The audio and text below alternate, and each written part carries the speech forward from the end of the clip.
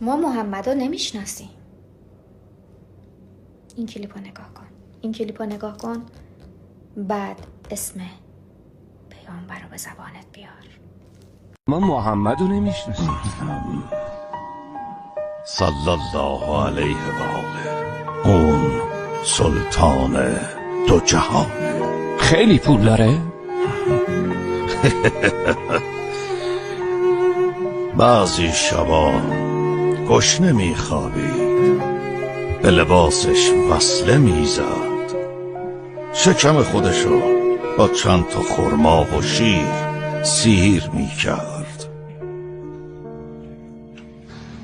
چرا بهش سلطان میگی؟ چیزی که نداشت، شکمش هم که نمیتونه سیر کنه. به خاطر فقر نبود، به خاطر بخشش بود. به خاطر بخشش سلطنت